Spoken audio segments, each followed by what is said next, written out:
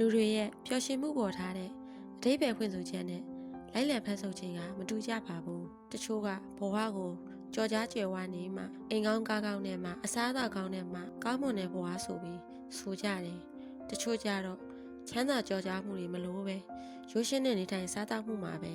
အေးချမ်းပြီးတတောင့်တတရှိတယ်လို့ထင်ကြပါတယ်တချို့ကြတော့တမန်လူတယောက်ဖြစ်ရတာရှက်စရာလို့ထင်ပြီးထင်ရှားကြော်ကြားလူတီများအောင်လုပ်ရတယ်တချို့ကြတော့ရိုးရှင်းမှုကအဖိုးတန်တယ်ဆိုပြီးဘဝကိုတူတူတိတ်တိတ်အေးအေးချမ်းချမ်းလွတ်လွတ်လပ်ပဲဖြတ်သန်းကျင်ကြပါတယ်တချို့ကနေမင်းဒါမှမဟုတ်လာမင်းဖြစ်လို့ကြပြီးအလင်းရောင်တဲ့အမောင်ကိုထုံးလင်းကျင်ကြပါတယ်တချို့ကစကြဝဠာတွေ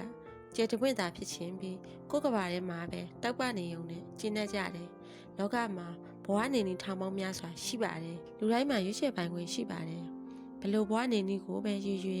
အရသာမျိုးမျိုးကိုလူတယောက်ဟာမြည်ဆန်းပြီးတဲ့နောက်မှာအခြေအနေမျိုးမျိုးကိုမြင်တွေ့ပြီးတဲ့နောက်မှာနောက်ဆုံးမှာတော့လူတွေတောင်းတတဲ့ဘဝဆိုတာအတွင်းစိတ်ရဲ့ငြိမ်သက်မှုနဲ့ဥပက္ခတရားထားနိုင်မှုဆိုတာကိုတွေ့လိုက်ရပါတော့တယ်ဘဝရဲ့အဓိပ္ပာယ်နဲ့အကောင်းဆုံးတွေကိုအဆုံးစွန်စူးစမ်းရှာဖွေကြတာကလည်းနောက်ဆုံးမှာကိုယ့်ကိုယ်ကျဉ်းနှံ့စေဖို့ပဲဖြစ်ပါတယ်တောတောင်ပင်လဲမြစ်တွေဖြတ်ကျော်ပြီးမိုင်းထောင်ကြီးခီးထွက်တာဟာလောကကြီးကိုကြည့်ဖို့တက်ရှိတတော်ဝါတွေကိုတွေ့မြင်ဖို့ကိုယ့်ကိုယ်ရှာဖွေတွေ့ရှိဖို့ဖြစ်တယ်လို့ရိုးရှင်းတဲ့ဘဝကိုတရားဥထဲဖြတ်သန်းတာဟာလည်းအတွင်းစိတ်ရဲ့ခွန်အားကိုရှာဖွေဖို့စိတ်နှလုံးတည်ငြိမ်ဖို့မိမိကိုယ်ကိုကြည်လင်ပြတ်သားစွာနဲ့တွေ့မြင်နိုင်မှုပဲဖြစ်ပါတယ်ဒါကြောင့်မလို့လက်ရှိဘဝမှာအခြေအနေပေးရင်ကိုနှစ်သက်တဲ့ဘဝပုံစံကိုကိုယ်တိုင်ရွေးချယ်ရှင်သန်နိုင်ပါတယ်တကယ်လို့လူတစ်ယောက်ဟာတာမန်ဘဝနဲ့ပဲမကျင်နဲ့ရင်ကြိုးစားနိုင်ပါတယ်အထက်ကိုတက်လှမ်းနိုင်တယ်အစွမ်းကုန်ကြိုးစားပြီးပိုဝေးရပိုမြင့်ရစီကိုပြန်တန်းနိုင်ပါတယ်တကယ်လို့အေဂျင့်တဲ့ဘဝရွှေရှင်းတဲ့ဘဝကိုကြိုက်နေတဲ့ရင်တော့လက်ရှိပိုင်ဆိုင်ထားတဲ့အရာအလုံးကိုတန်ဖိုးထားမျက်နှိုးနိုင်ပါတယ်တခြားလူရဲ့အပြောအကြည့်တွေကိုဂရုစိုက်စရာမလိုပါဘူးဘဝကလွင်မြင်ကျဲလို့ကျဲပြောလွန်းလာတာမို့လူတိုင်းကိုနှစ်သက်တဲ့ဘဝပုံစံကိုလိုက်လံဖန်ဆုပ်ခွင့်ရှိပါတယ်ကိုလိပ်ပြကိုလုံးရင်နှစ်ပေါင်းများစွာကြာလို့အတိတ်ကိုပြန်လဲကြည့်တဲ့အခါမှာနောင်တမရရင်ရပါပြီဘဝရဲ့အဓိပ္ပာယ်ဖွင့်ဆိုချက်မှာတိကျတဲ့အဖြေမရှိပေမဲ့အဖြေမရှိတဲ့ဘဝကိုပဲအပြည့်အဝခံစားတတ်ရတယ်တဲ့ကိုကိုသစ္စာရှိရှိနဲ့ကိုလိုချင်တဲ့ဘဝကိုဖျက်ဆီးမှာအဆုံးသက်ဟာဘလို့ရလဒ်မျိုးပဲဖြစ်လာပါစေစိတ်လိုလဲရရှင်သန်နိုင်ခဲ့တယ်တန်ဖိုးထားမျက်နှိုးနိုင်ခဲ့တယ်ဆိုရင်ပဲဒါအချင်းကြီးဖြစ်ပါဘဝမှာအချိန်ယူဖို့လိုတဲ့ကိစ္စတွေအများကြီးရှိပါတယ်အသက်20ရွယ်မှာအသက်30ရွယ်ရှိတဲ့အမြင်မျိုးမရနိုင်တယ်လို့အသက်40ရွယ်ရဲ့အတွေ့အကြုံမျိုးလည်းမရနိုင်ပါဘူးအသက်ရွယ်တိုင်းမှာကိုအကောင်းဆုံးရှင်သန်ပြီးကိုနှစ်သက်တဲ့ရှုခင်းကိုကြည့်မယ်ကိုဆိုခြင်းတဲ့တခြင်းကိုညီးမယ်ကိုနှစ်သက်တဲ့လူရဲ့လက်ကိုတွဲမယ်ဒါတွေဟာအစားထိုးလို့မရနိုင်တဲ့အလှတရားလည်းဖြစ်ပါတယ်လူတွေဟာသူတို့ရဲ့ကံကြမ္မာကိုမထိန်ချုပ်နိုင်ပေမဲ့သူတို့ရဲ့လူရင်းတွေကိုတော့ထိန်ချုပ်နိုင်ပါတယ်ကိစ္စရပ်တွေကိုမထိန်ချုပ်နိုင်ပေမဲ့သူတို့ရဲ့စိတ်ခံစားချက်ကိုတော့ထိန်ချုပ်နိုင်ပါတယ်ဘဝမှာကိုအားကိုရဲဆိုတာကိုယ့်အရေးချင်းနဲ့ကိုပိုင်လောက်ကင်နဲ့ကိုပိုင်ဝင်ဝင်ရှိုံနဲ့နေထိုင်နိုင်မယ်ထင်ခဲ့မိပါတယ်တကယ်တမ်းကျတော့စိတ်ပိုင်းဆိုင်ရာအနေနဲ့လည်းကိုတယောက်တည်းရက်တည်နိုင်အောင်ကြိုးစားရမယ်ဆိုတာအတွေ့အကြုံတွေအရနားလည်လာခဲ့တယ်ဘာပဲလုပ်စိတ်ကိုမကြာခဏတည်ပြီးစိတ်ချမ်းသာအောင်နေတတ်တဲ့အလေးချင်းကိုလည်းကျမတို့လုပ်ယူရပါမယ်အလေးချင်းဆိုတ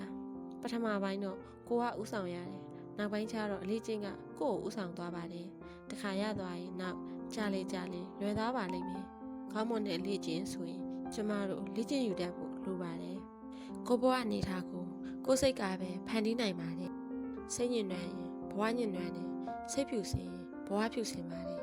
စိတ်ပူလောင်ရင်ဘဝပူလောင်တတ်ပါတယ်စိတ်အေးချမ်းရင်ဘဝအေးချမ်းပါတယ်စိတ်ဓာတ်ယုံညံ့ရင်တော့ဘဝကလည်းယုံညံ့တတ်ပါတယ်စိတ်မြင့်မြတ်မယ်ဆိုရင်ဘဝကလည်းမြင့်မြတ်လာပါလိမ့်မယ်လူဖြစ်လာဖို့ဆိုတာအရင်ခက်ခဲတတ်တယ်လို့ပြက်ကွယ်သွားဖို့ဆိုတာကလည်းမျက်စိတမိတ်ပါပဲ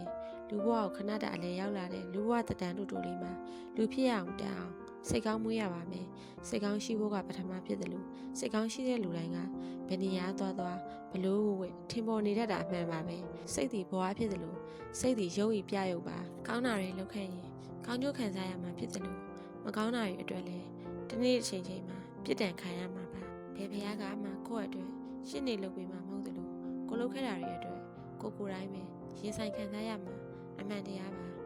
ဘလောက်ပဲချမ်းသာဘလောက်ပဲပညာတွေတက်နေပါစေလက်ထိုးလို့မရတာဟာလောကပါလာရဲ့တရားစီရင်ခံပါဒါကြောင့်မလို့ကျမတို့တွေကဘဝကိုဖြတ်သန်းတဲ့အခါမှာ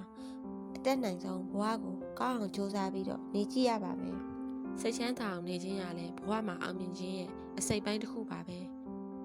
စိတ်ချမ်းသာအောင်နေတတ်တဲ့သူကပို့ပြီးအောင်မြင်ပါတယ်လူချင်တာရဖို့ပို့ပြီးအလားလာများတယ်တန်လိုက်ရတန်ကိုဆွဲငင်နိုင်တယ်လို့စိတ်ချမ်းသာမှုကလည်းအောင်မြင်မှုကိုဆွဲငင်နိုင်ပါတယ်တန်ကိုဘယ်ရာကမှမဖြတ်စည်းနိုင်ပါဘူးတန်ကြီးကပဲဖြတ်စည်းနိုင်ပါတယ်ဒီလိုပဲတင်းရဲ့ဘဝကိုလည်းတင်ကလွဲလို့ဘယ်သူကမှရိုက်ချိုးဖြတ်စည်းလို့မရပါဘူးတင်းရဲ့ဘဝကိုတင်းရဲ့စိတ်ကပဲဖြတ်စည်းနိုင်ပါတယ်လူတိုင်းမထိန်နိုင်တဲ့ကိုယ့်ရဲ့စိတ်ကိုအကယ်၍တင်သာထိန်နိုင်ခဲ့မယ်ဆိုရင်တင့်မှာစူပါစွမ်းရည်တွေတစ်ခုရှိနေလို့ပါ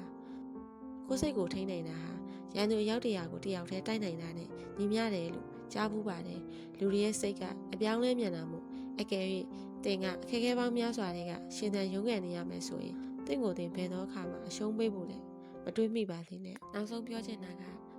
အောင်မြင်မှုဆိုတာဘေးပတ်ဝန်းကျင်ကလူတွေတင့်ကိုအားကျစေတာချီးမွမ်းစေတာမဟုတ်ပါဘူးအောင်မြင်မှုဆိုတာဘေးပတ်ဝန်းကျင်ကလူတွေတင့်ကိုလိုအပ်တာအလိုရှိတာဖြစ်ပါတယ်ဒါပေမဲ့လူတော်တော်များများကလမ်းချော်ကုန်ကြပါတယ်ဒါကြောင့်ပဲဘဝမှာကြွားဝါမှုတွေခုံမောက်မှုတွေကပိုလာခဲ့တယ်တကယ်တော့ဒါတွေဟာအောင်မြင်မှုကိုအလွဲသုံးစားလုပ်တာပြေးလန်းချော်တာပဲဖြစ်ပါတယ်